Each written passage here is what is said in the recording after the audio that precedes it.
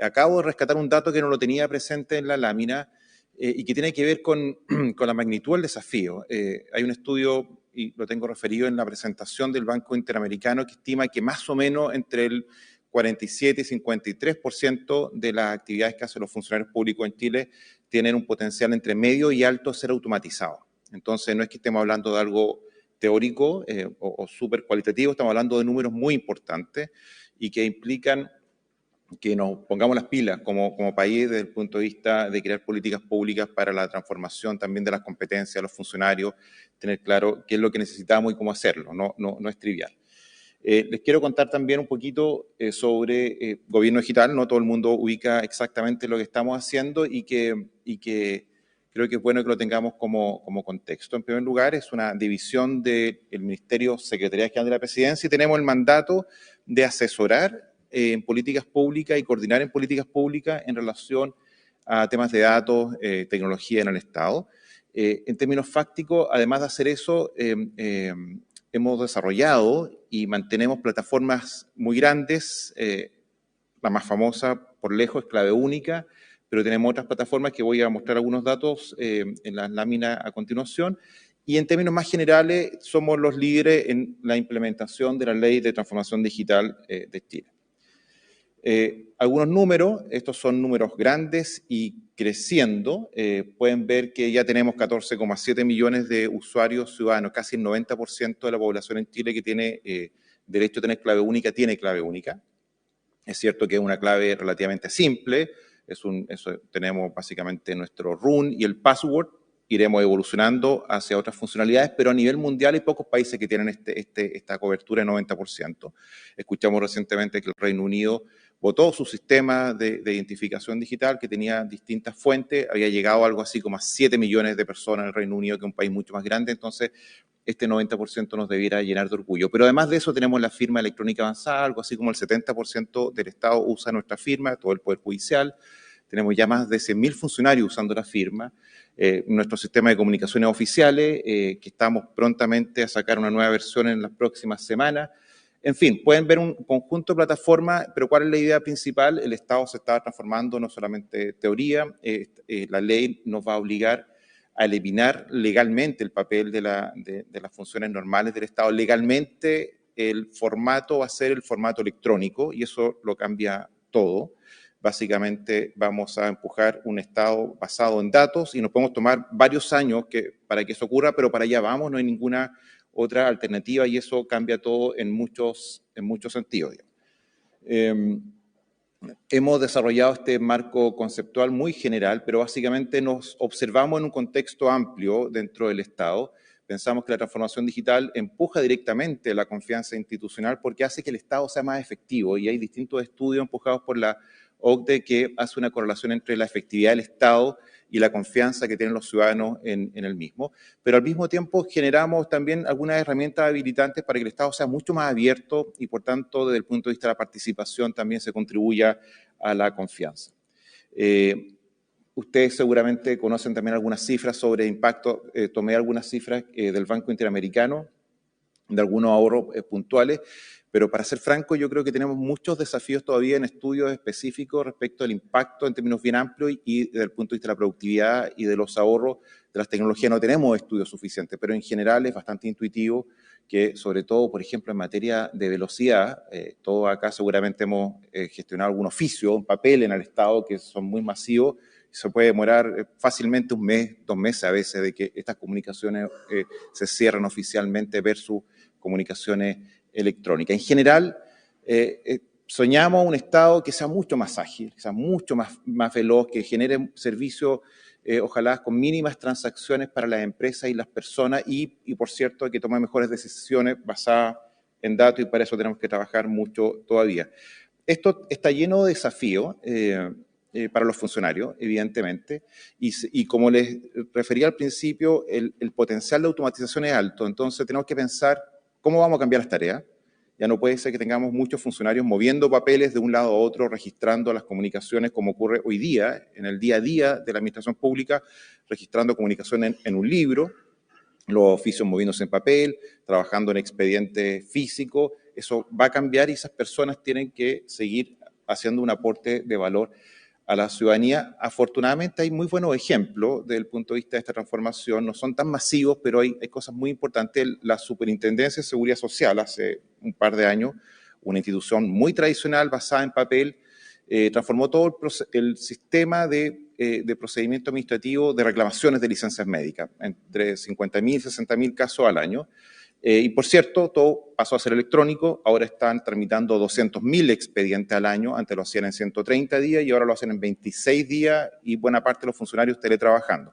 Evidentemente, mucha gente que trabaja en la Suceso tuvo que transformarse y la buena noticia es que un número importante empezó a atender cara a cara a la ciudadanía y eso es lo más importante porque necesitamos funcionarios que en vez de estar timbrando papeles y escribiendo papeles lentamente, estén resolviendo los trabajos, perdón, las tareas o las necesidades directamente. Y eso es un buen ejemplo. También hay impacto, por ejemplo, en un caso en Buenos Aires famoso, donde usaron inteligencia artificial para automatizar la construcción de una serie de documentos relativamente triviales de desarrollar y liberó mucha capacidad también para mover a las personas a sistemas de mayor valor agregado. Eso es lo que uno sueña en el Estado, que a lo menos el 20 o 30% de los funcionarios públicos se muevan a labores con mayor valor agregado.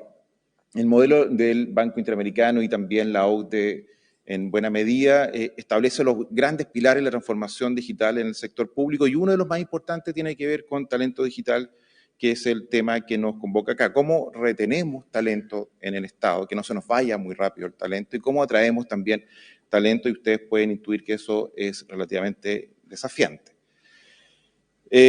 Creo que es importante hacer una reflexión un poquito más general sobre cuáles son los desafíos de la transformación digital y el talento digital que necesitamos dentro del Estado. Se ha dicho ya algo en este foro, en términos que no solamente tiene que ver con habilidades técnicas muy específicas, por cierto, tiene que ver con habilidades técnicas específicas, pero esencialmente el mundo va a ser un mundo donde va a haber mucha disponibilidad de información y datos.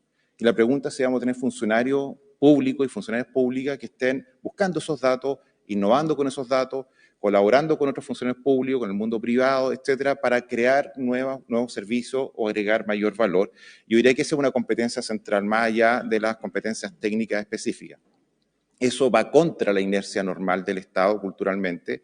El Estado se organizó en torno a la tecnología del papel y a la dificultad de la coordinación, y por tanto creó muchos silos. Estos últimos 500 años el Estado ha estado creando una serie de instituciones muy específicas, con funciones muy específicas, y por tanto los bordes de cada institución son muy importantes.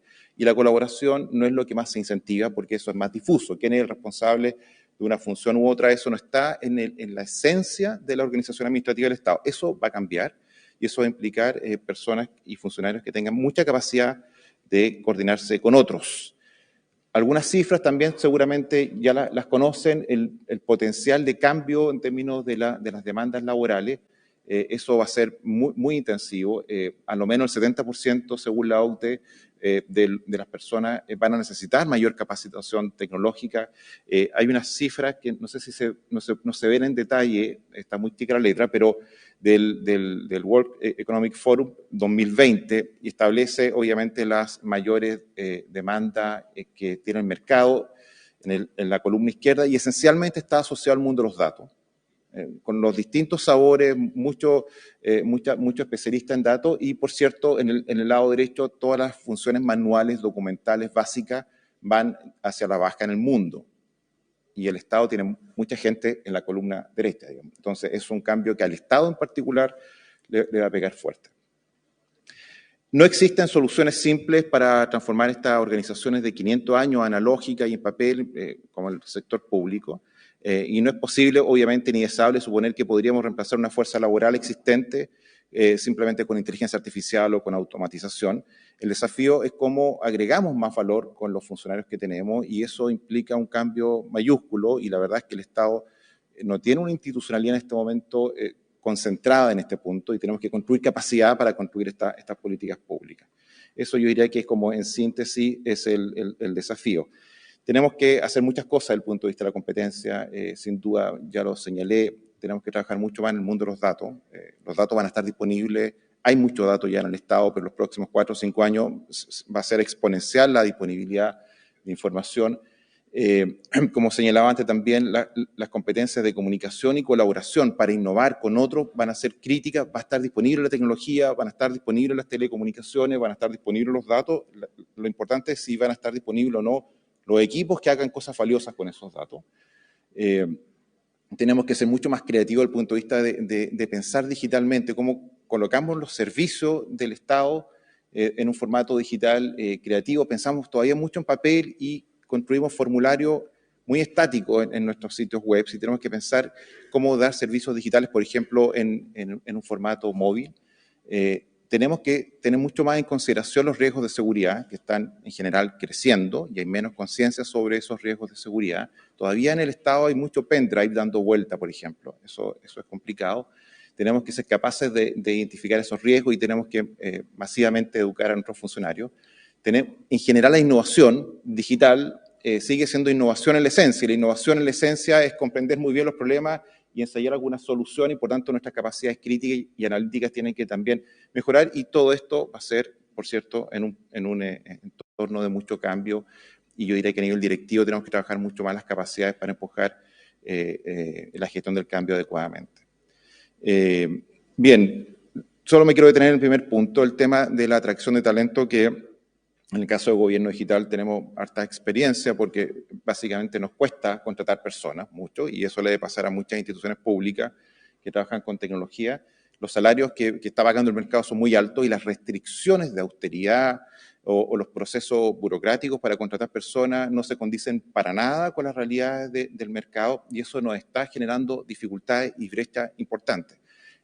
Para ser más específico, por ejemplo, todo lo que tiene que ver con gestión de infraestructura en el sector público, gestión de nubes, etcétera, esos son personas, ingenieros, ingenieras muy especializados y la verdad es que no tenemos la capacidad de pagar esas remuneraciones, ni atraer, ni sostener a esas personas que, por cierto, quieren teletrabajar desde cualquier parte del mundo, etcétera. Y el Estado no está diseñado para eso y eso es lo que viene y tendríamos que empujar algún tipo de política que se adecue a esa realidad bien concreta. Estamos haciendo algunos esfuerzos muy preliminares con el Servicio Civil, Ministerio de Hacienda y Gobierno Digital.